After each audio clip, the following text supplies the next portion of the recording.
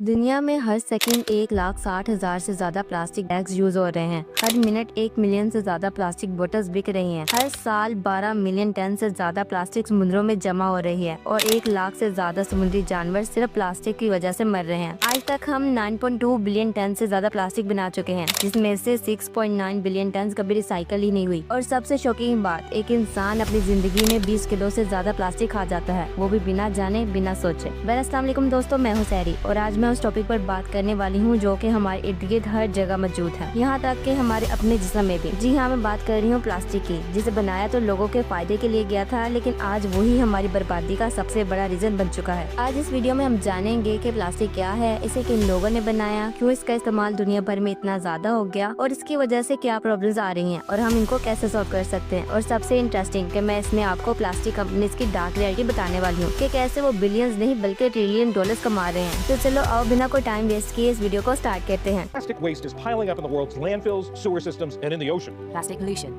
is destroying life in the ocean A gigantic swell of trash floating in the Pacific Ocean. and human coastal communities. We see plastic everywhere. Some of the places being hit hardest are small island states. Small island development states contribute minimally to a lot of environmental challenges, but are impacted the most. So what do these countries reveal about the problem and the answers urgently needed to solve it?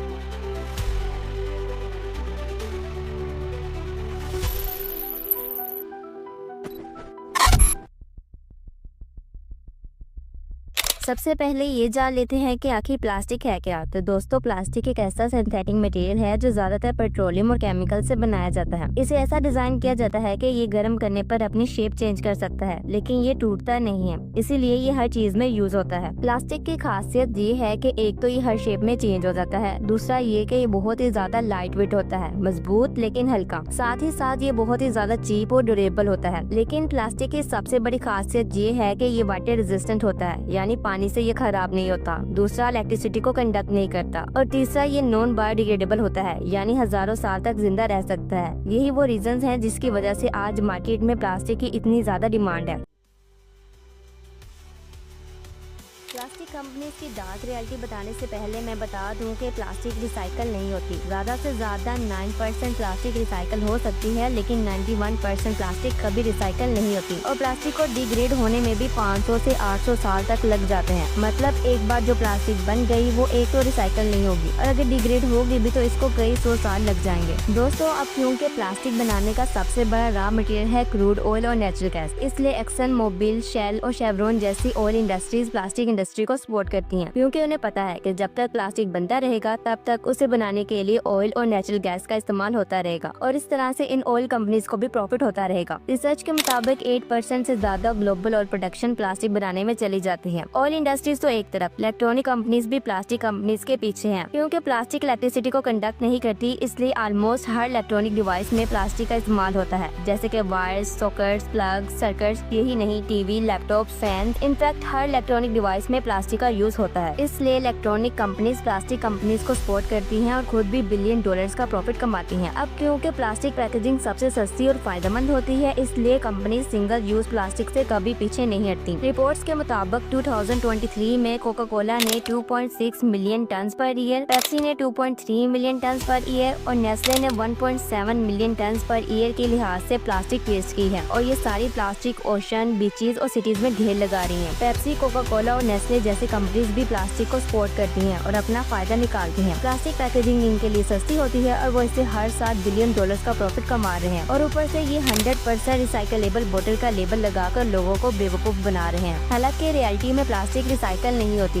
ये green washing करते हैं, मतलब झूठ बोलकर eco friendly image बनाते हैं। सिर्फ यही कंपनीज नहीं बल्कि हर वो कंपनी जिसके प्रोडक्ट में प्लास्टिक का इस्तेमाल होता है वो प्लास्टिक कंपनीज को सपोर्ट करती है। और सबसे बढ़कर ये कंपनीज आपके साइकोलॉजी के साथ खेलती है। जब इन्हें प्लास्टिक बैन करने का कहा जाता है तो वो इसे एसेंशियल का टैग देते हैं कि प्लास्टिक तो डेवलपमेंट के लिए जरूरी है। डॉक्टर सिरिंजेस के बगैर कैसे काम करेंगे, फूड की पैकेजिंग कैसे होगी, ऐसी बातें करके वो लोगों को ये बात मनवाने पर मजबूर करते हैं कि प्लास्टिक बैन नहीं होनी चाहिए, और उल्टा लोगों को ब्लेम करते हैं कि वो ठीक से प्लास्टिक को डिस्पोज नहीं करते, इसलिए रिसाइकलिंग में मसला आता है। ये कंपनीज का प्रॉफिट तो एक तरफ, लेकिन असल नुकसान तो हम जैसे गरीब मुल्कों को हो रहा है। Developed countries like USA, UK और कनाडा ये अपना प्लास्टिक वेस्ट एशिया और अफ्रीका में एक्सपोर्ट कर देते हैं। अपनी कंट्री को तो ये नीड नीट एंड क्लीन रखते हैं, लेकिन हम जैसे गरीब मुल्कों में प्लास्टिक का ढेर जमा कर रहे हैं। रिपोर्ट्स के मुताबिक 2018 में यूके ने 64% प्लास्टिक एशिया को एक्सपोर्ट की। इससे आप खुद अंदाजा लगा सकते हैं कि किस तरह एक तो ये कंपनीज ट्रिलियन डॉलर्स कमा रही हैं और दूसरी तरफ गरीब कंट्रीज को प्लास्टिक से भर रही हैं।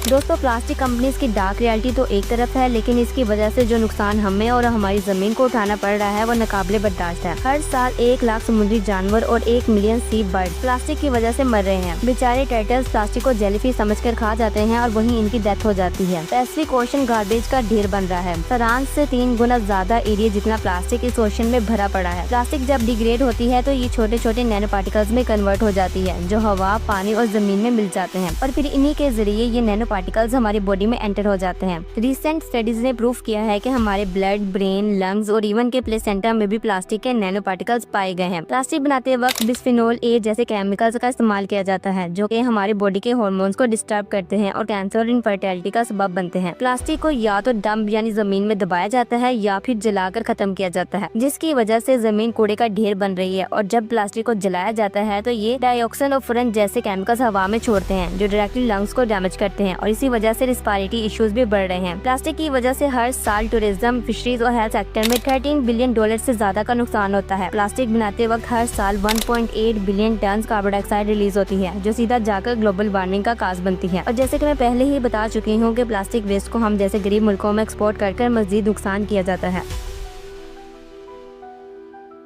अब इसका सोल्यूशन क्या है? तो दोस्तों, इसका सिर्फ एक ही सोल्यूशन है और वो है बैन ऑन प्लास्टिक यूज। जब तक प्लास्टिक के यूज पर बैन नहीं होगा तब तक ये कंपनीज प्रॉफिट कमाती रहेंगी और हमारा नुकसान करती रहेंगी। हमें प्लास्टिक का कोई ना कोई अल्टरनेटिव ढूंढना होगा जो कि इको फ्रेंडली हो, जो रिसाइकल हो सके, जो बायोडिग्रेडेबल हो। और ये कोई मुश्किल काम नहीं है। प्लास्टिक का अल्टरनेटिव बनाया जा सकता है। हमारी दुनिया में साइंटिस्ट की कमी नहीं है। बस मसला ये है कि ये कंपनीज ऐसा होने नहीं देती। इन कंपनीज के अगेंस्ट हमें आवाज जरूर उठानी चाहिए और प्लास्टिक को बैन कर देना चाहिए। सिर्फ कुछ जरूरी पर्पसेस के लिए ही इसका इस्तेमाल होना चाहिए। और जब तक प्लास्टिक बैन नहीं होती तब तक हमें प्लास्टिक की जगह रीयूजेबल बैग्स, बोतल्स और मिनिमल प्रोडक्ट्स का इस्तेमाल करना चाहिए। प्लास्टिक को प्रॉपर्ली डिस्पोज करना चाहिए और इसके बारे में अवेयरनेस प्रोवाइड करनी चाहिए। मेरी बात याद रखना कि प्लास्टिक एक ऐसी चीज है जो इंसान ने बनाई थी, लेकिन अब ये इंसान को ही खत्म कर रही है। ये सस्ती जरूर है, लेकिन इसकी कीमत इंसानियत से बढ़कर है। तो दोस्तों, ये थी आज की वीडियो। अगर आपको वीडियो अच्छी लगी है तो भी लाइक करो, शेयर करो। अगर चैनल पर पहली बार आए तो सब्सक्राइब किए बगैर मत जाना। मिलती हूँ आपसे एक नई वीडियो में, तब तक के लिए मैं बहुत ज्यादा ख्याल रखें। खुदा हाफिज।